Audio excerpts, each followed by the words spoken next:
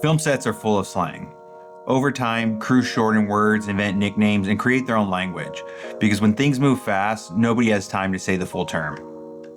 In today's video, we're breaking down some of our favorite on-set film slang, or just film slang in general, so that the next time you're on set, you'll know exactly what people are talking about. Stick around, this one's gonna be fun.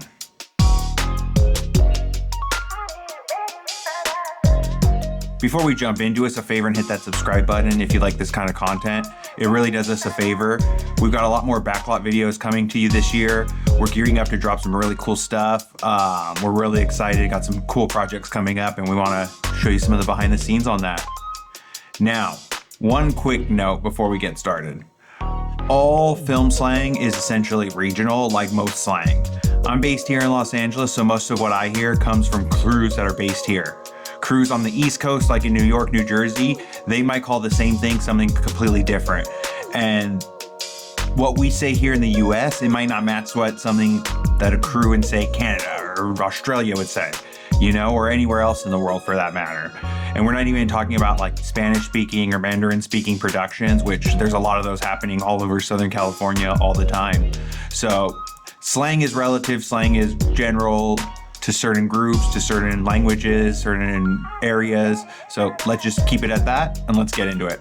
So the first one we're gonna use, and that's one of my favorite ones, and that's dirt. On set, dirt means sandbags. So if someone says, throw some dirt on that sand, that's exactly what they want. They want you to weigh it down with a sandbag and make it safe. It makes total sense. Sandbags are literally full of sand or dirt, so you can put two and two together. This next one's not so much slang as it is walkie code, and a few of these are gonna be walkie code, and this is one you're gonna hear a lot, and that's what's your 20. So that phrase, what's your 20, what does that mean? Well, they're really asking, where are you?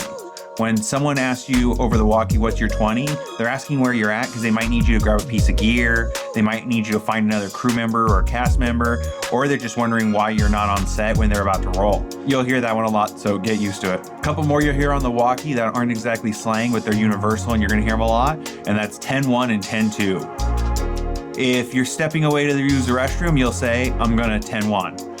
If you're gonna step away and use the restroom and it's not gonna be a quick trip, it's gonna be a longer trip, that's gonna be 10-2. So you can kind of figure out what's the difference between 10-1 and 10-2. If you're G&E, those guys tend to give us a 10-2 and they'll let us know they're gonna 10-2, so we don't wait for them too long. You'll hear this constantly over the walkies, and don't forget, October 2nd is Happy 10-2 Day.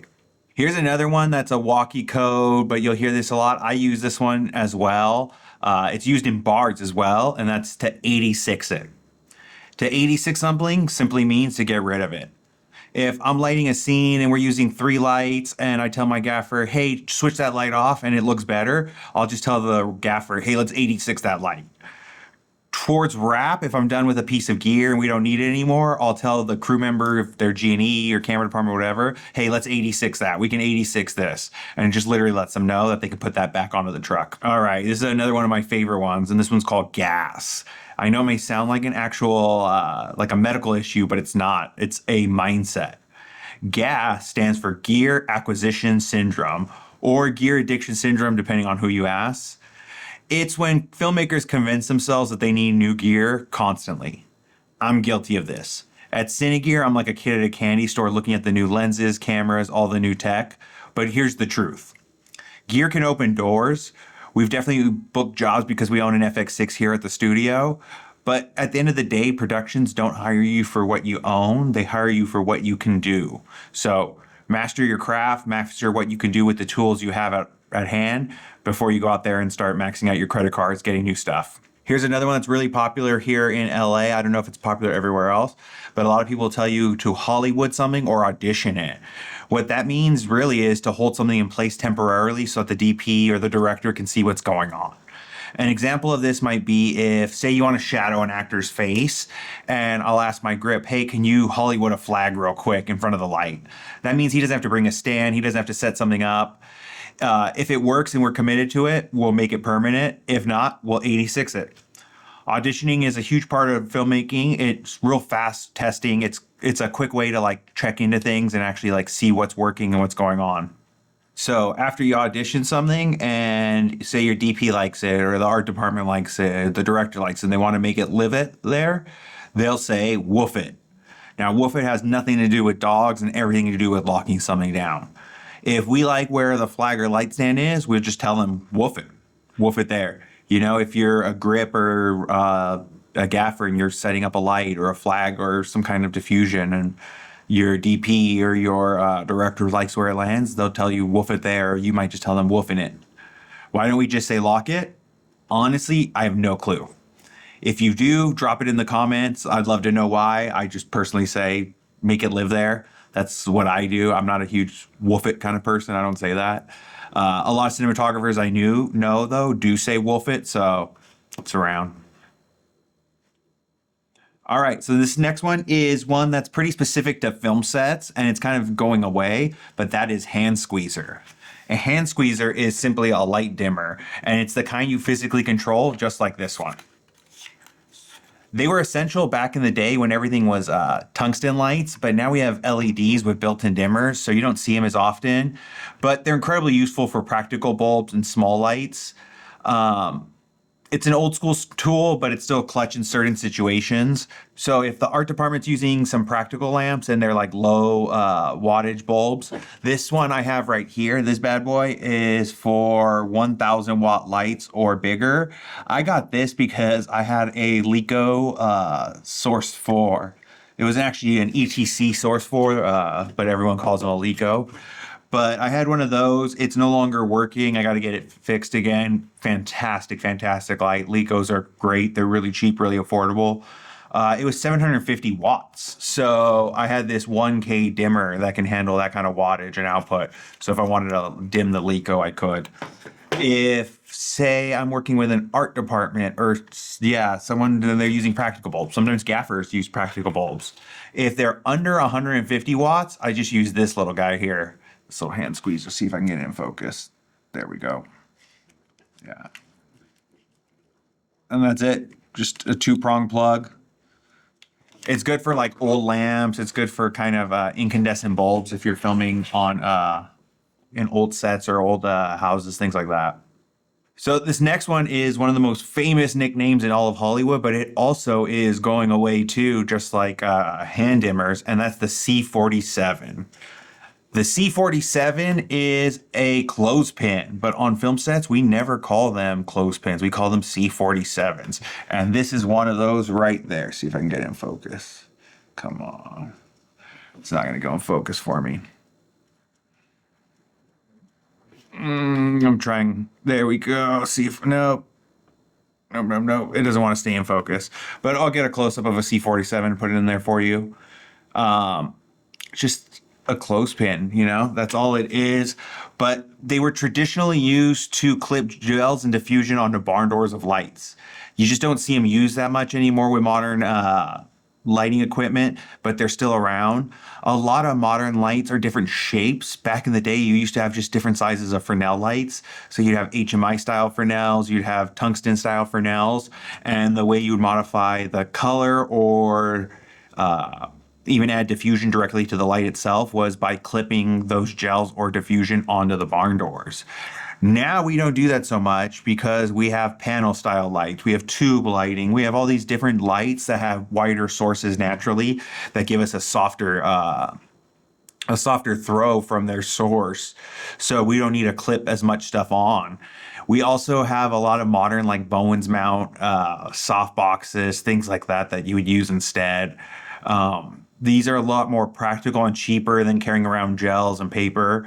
For anyone in LA who knew about it, back in the day, there was a spot called the Expendable Recycler. I used to love going down there and just going through all the gel bins and seeing all the stuff, getting half rolls of gaff tape for really discounted prices. They're no longer around, but if you were here, you kind of knew about it. There's a lot of nostalgia when people talk about the Expendable Recycler. But yeah, now we've kind of moved away from using those kinds of expendables. Tape is still big on set, of course, you know, Sharpies, Expo markers, things like that. But yeah, clothespins and hand dimmers are kind of going the way of the dodo. And if you ever do see these on set, sometimes they're called bullets as well. I've heard some people call these bullets and they say, hey, get me a bullet. I've not heard that so much. I've heard just a handful of people call it that. It's C47. It's a C47. All right, now we're getting close to the end of the day, so we're going to talk about some shot nicknames. And one of the most famous shot nicknames is the Abbie Singer. The Abbie Singer is the second to last shot of the day. It's named after this really famous AD named Abbie Singer, who always called that shot early so that he could help his crews prepare. I believe he worked in television, and it was just like a way to break down a little bit faster, knowing that. Knowing when the Abbie is coming really does let departments quietly break down the gear they're not using. It's a really, really big time saver, and we really appreciate it on set, especially anyone who's ever been an AD. All right, and now we're on to the Martini Shot, that is. The Martini Shot is the final shot of the day. Legend has it that the term comes from producers who started thinking about martinis as the day wrapped. I don't know if they were drinking martinis on set, what was going on. Either way, when the martini gets called, crews suddenly have energy again. I've seen it happen a ton of times. It's happened to me. When you know the martini shot is up, your day's about to wrap, you get all excited. And now we're on to our last one, which is a bonus, and that's tail lights. Tail lights means that we're done. Literally leaving off the location, we're packed in our cars, and we're on the road. It's when the AD schedules this, it's at the very, very end of the day, trucks are packed, crew's gone, taillights heading out, done, done, done, done, done. There's nothing on the schedule after that. Tail lights is it. So I didn't originally include this one because I thought it might be a bit offensive. But after doing some research, I found out that the person that this is named after actually loved it. And since they love it, I'm going to go ahead and add it. And this piece of slang is the Gary Coleman. For those of you out there, Gary Coleman was a huge TV star in the 1980s. He was best known for his role in this TV show called Different Strokes, where he famously had this catchphrase, "What you talking about, Willis?" So Gary Coleman was very, very, very short. It was one of the things he was kind of known for.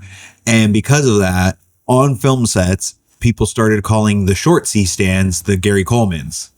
It's so common here in LA that I often hear 20-inch C-stands just referred to as Garys.